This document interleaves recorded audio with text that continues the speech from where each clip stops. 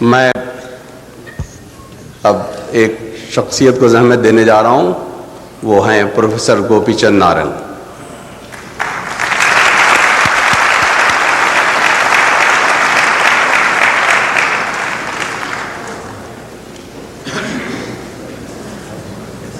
Professor Narang back وقت ادبیات، لسانیات، سماجیات، اسلوبیات اور ساختیات پر پوری قدرت کے ساتھ حاوی ہیں۔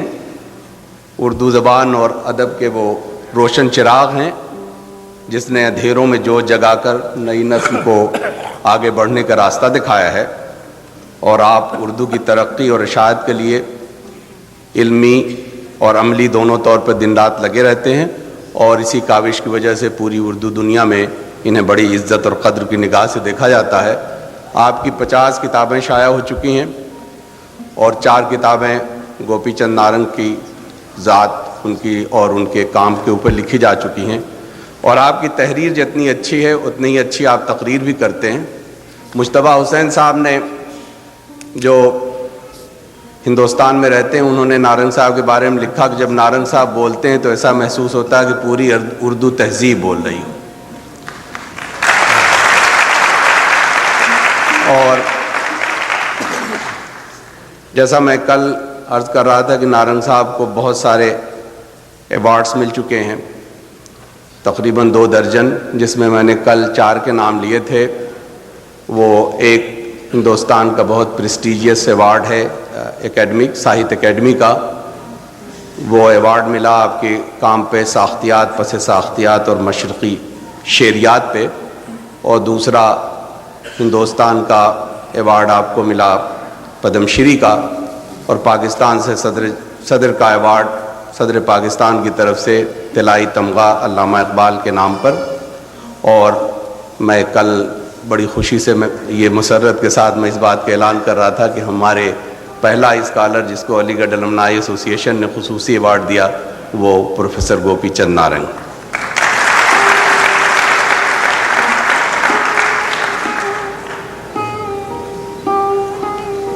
میں آج درخواست کرنے جا رہا ہوں، نارنگ صاحب وہ اسکالر آدمی ہیں، مشاعروں میں وہ کم دلچسپی لیتے ہیں، لیکن زبردستی آج ان سے درخواست کی گئی ہے کہ اس مشاعرے کی صدارت بھی کریں اور اس کی نظامت بھی۔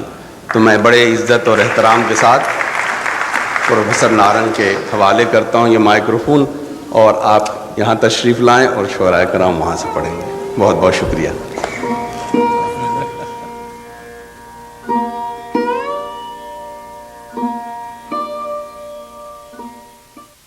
محترم قدوائی صاحب، ہندوستان اور پاکستان سے تشریف لائے ہوئے شعرائے شیوا بیان، نارتھ امریکہ کے کونے کونے سے آئے ہوئے شعراء حضرات اور شاعرات، واشنگٹن ڈی سی کے صاحبان ذوق،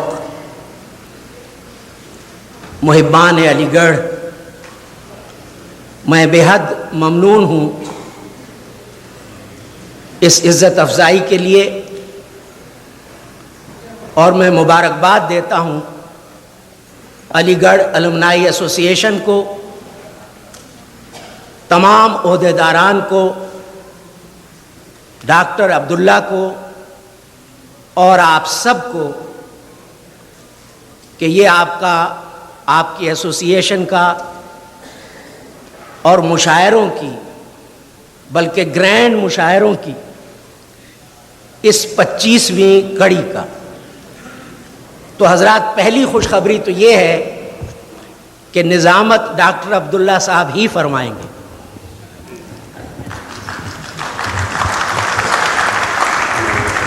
دو باتوں کی وجہ سے، ایک تو وہ مجھ سے اچھا بولتے ہیں، دوسرا علی گڑھ کی روایات کے رمز شناس ہیں، اور اس کے ساتھ ساتھ اس مشاعرے کو اور اس کی بہت ہی خوبصورت اور معنی خیز روایت کو جس طرح سے ہمارے عبداللہ صاحب نے پروان چڑھایا ہے، اس کا تقاضا یہی ہے کہ وہ بولے اور ہم سنیں۔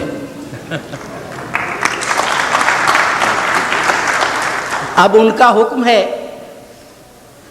اور آپ سب کی فرمائش ہے، اور ان کے حکم میں مجھے معلوم ہے کہ قدوائی صاحب اور سلام صاحب بھی شامل ہے، تو میں صرف 2-4 لفظ شروع میں عرض کیے دیتا ہوں۔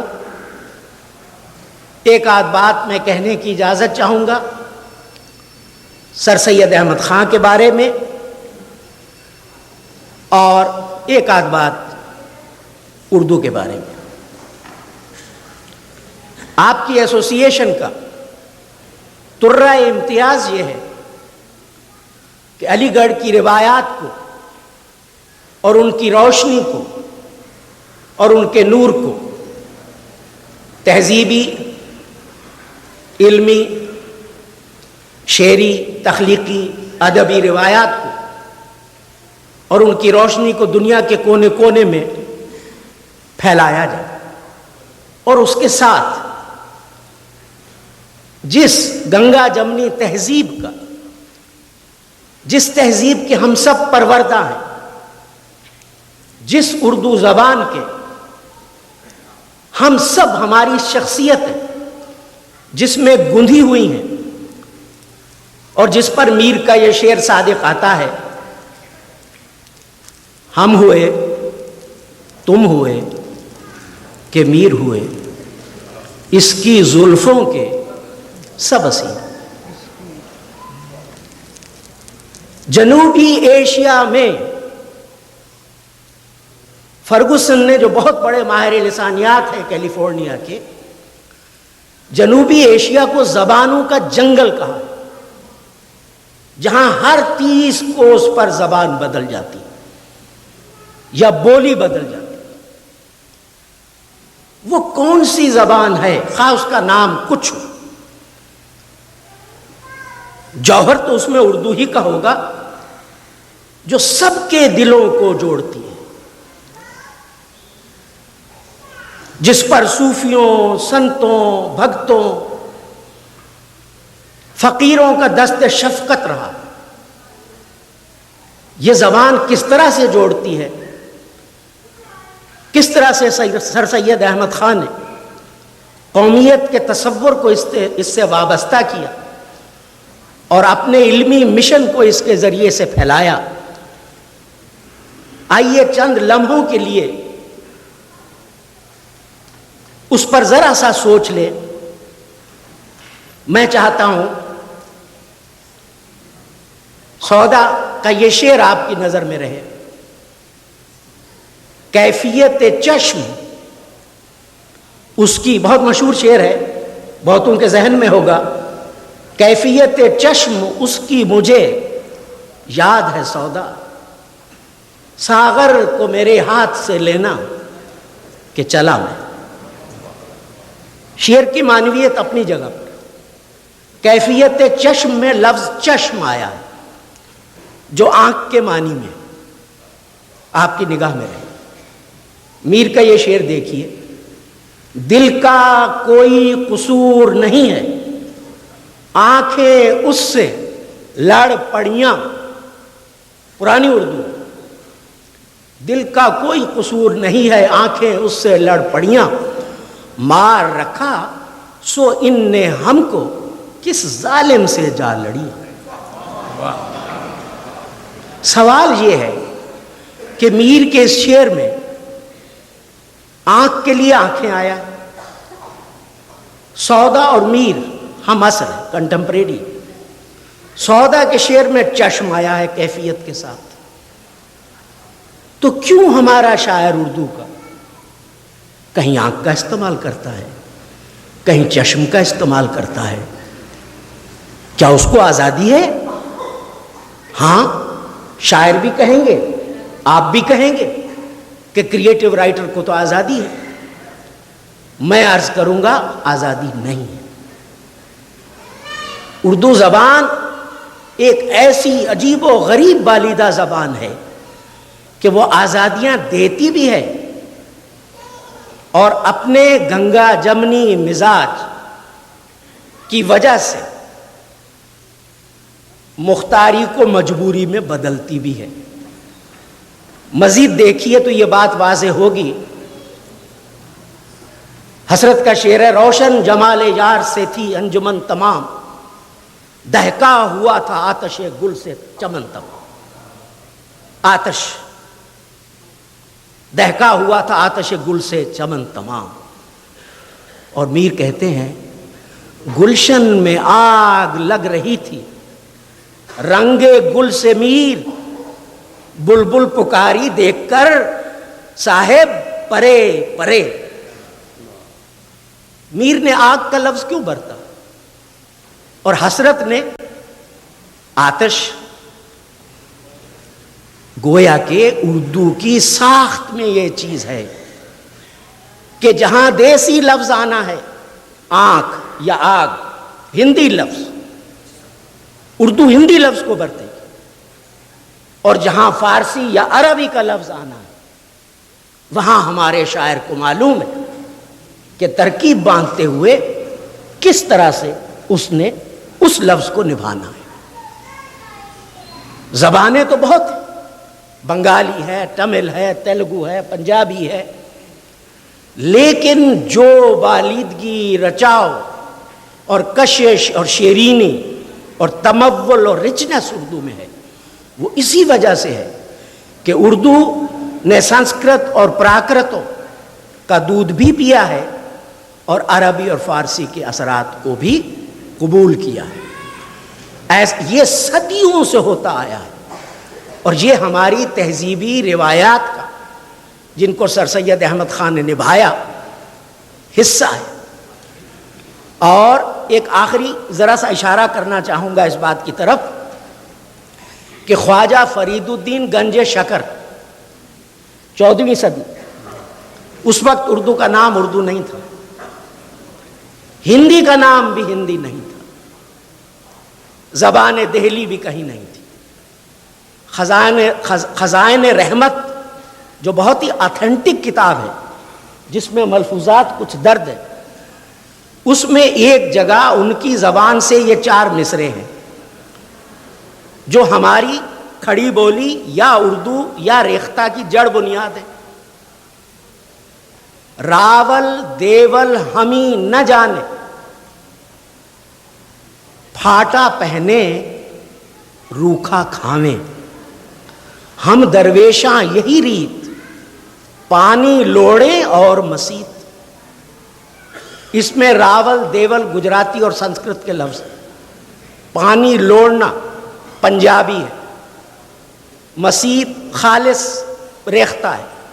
گویا کھڑی، پنجابی، گجراتی، برج، بعض دوسری زبانیں کس طرح سے اردو کو پروان چڑھاتی رہی ہیں، یہ ایک لمبی کہانی ہے۔ اور یہ داستان اردو کے پروان چڑھنے کی امیر خسرو سے لے کے اور ہمارے جید شعراء تک، جن میں سے بعض ادھر اور بعض ادھر تشریف فرما ہیں، جس طرح سے علی گڑھ مسلم یونیورسٹی نے اور سر سید احمد خان کی علمی روایات اور ادبی روایات نے اس کو فروغ چڑھایا ہے، وہ ایک اتنی لمبی داستان ہے کہ اگر دنوں تک بھی اس کا ذکر کیا جائے تو وہ ختم نہیں ہوگی، بلکہ اس کی معنویت باقی رہے گی۔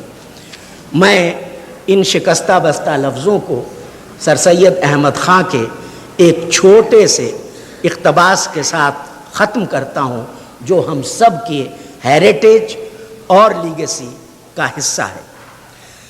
فرماتے ہیں مگر ہم کو یہ بات بھی نہیں بھولنی چاہیے کہ ان روحانی بھائیوں کے سوا اور بھی ہمارے وطنی بھائی ہیں، گو وہ ہمارے ساتھ اس کلمے میں، یعنی کلمہ طیبہ میں، جس نے ہم مختلف قوموں اور فرقوں کو ایک قوم آپس میں روحانی بھائی بنایا ہے، شریک نہیں ہے، مگر بہت سے تمدنی امور ہیں جن میں ہم اور وہ مثل بھائیوں کے شریک ہیں۔ اس زمین پر ہندوستان کی ہو یا پنجاب کی، دکن کی ہو یا ہمالیہ کی، ہم دونوں رہتے ہیں۔ اس ملک کی ہوا سے، اسی ملک کے پانی سے، اسی ملک کی پیداوار سے دونوں کی زندگی ہے۔ ہزاروں امور تمدن ایسے ہیں کہ بغیر ہمارے ان کو اور بغیر ان کے ہم کو چارہ نہیں۔ ہمسائے کا ادب ہمارے مذہب کا ایک جز ہے، اور یہی ہمسائیگی وسعت پاتے پاتے ہم ملکی و ہم وطنی کی وسعت تک پہنچ گئی ہے۔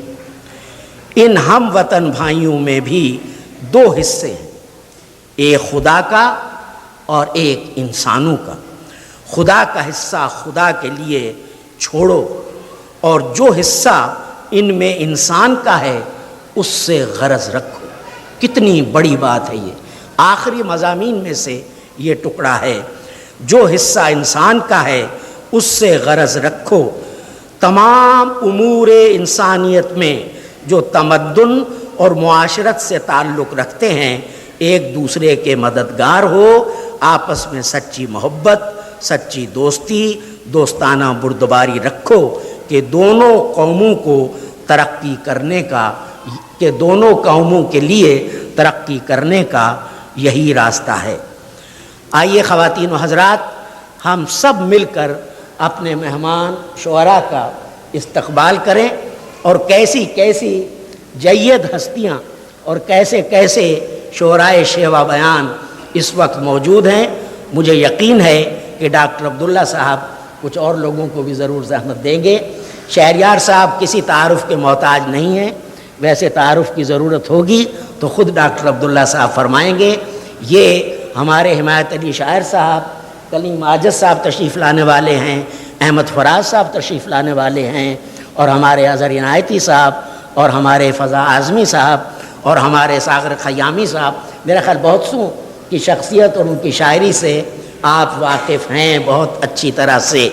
صرف ایک واقعہ، بلکہ لطیفہ نہیں، واقعہ ہی ہے، وہ سنا دوں، کیونکہ آپ کا مشاعرہ مثالی مشاعرہ ہے، ایک آئیڈیل ہر اعتبار سے، اور داد و تحسین بھی، اور آپ کی شرکت بھی مشاعرے میں ہر اعتبار سے مثالی ہونا چاہیے۔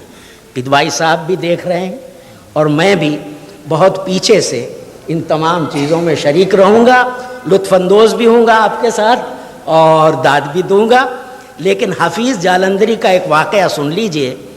ایک بار، بہت سے جلسے اکثر ایسے ہوتے ہیں جن میں چندہ جمع کیا جاتا ہے، تو حفیظ صاحب ترنم سے پڑھتے تھے اور نظمیں بھی اچھی پڑھتے تھے، تو کچھ لوگ ان کو گھیر گھار کے لے گئے کہ حفیظ صاحب ہمیں تعلیم بالغاں کے لیے یا بچوں کے فلاں کام کے لیے چندہ جمع کرنا ہے، آپ ایک اچھی سی نظم لکھ دیجئے، اور آپ چلیں گے تو ہن برسنے لگے۔ تو حفیظ صاحب نے نظم لکھی جس میں ٹیپ کا شعر تھا، ہے مطلوب ہم کو نہ گریا نہ خندہ، سنا نظم ایسی ملے جس سے چندہ۔ ہے مطلوب ہم کو نہ گریا نہ خندہ، سنا نظم ایسی ملے جس سے چندہ۔ بہت واہ واہ ہوئی، بہت داد و تحسین ملی، اور اس کے بعد چندہ بھی خوب ملا۔ جب جلسہ ختم ہوا تو حفیظ صاحب نے منتظمین سے پوچھا، کیوں صاحب کتنا چندہ جمع ہوا؟ انہوں نے کہا 350 روپے۔ اس زمانے میں 350 روپے بھی بہت ہوتے تھے۔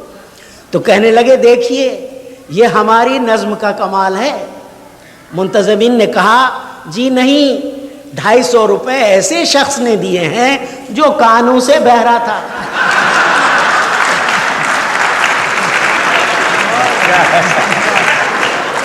تو میں یہ عرض کر رہا تھا کہ داد و تحسین تو بغیر سنے اور بغیر سمجھے بھی دی جاتی ہے، لیکن آپ سے توقع ہے کہ سن کے اور سمجھ کے اس میں شریک رہیں گے، اور یقیناً یہ مشاعرہ برسوں کے بعد پھر ایک یادگار مشاعرہ ہوگا۔ اب میں ڈاکٹر عبداللہ صاحب سے درخواست کرتا ہوں کہ وہ کارروائی کا آغاز کریں۔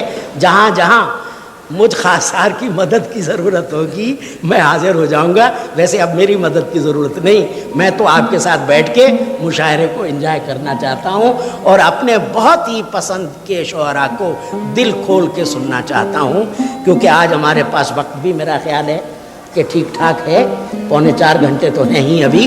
تو عبداللہ صاحب تشریف لا رہے ہیں اور اس وقت مشاعرے کی کارروائی کو شروع فرما رہے ہیں. میں نے ان کے ویڈیو دیکھے ہیں, انہیں بولتے ہوئے سنا ہے, آپ سب میری تائید کر رہے ہیں. اور یہ میں کوئی مبالغہ نہیں کر رہا, میں ان کی فصاحت کا, ان کی بلاغت کا قتیل ہوں, اور مجھے یقین ہے کہ ہم سب سے بہتر اور بامعنی نظامت خود ڈاکٹر عبداللہ صاحب فرما سکتے ہیں. تشریف لائیں.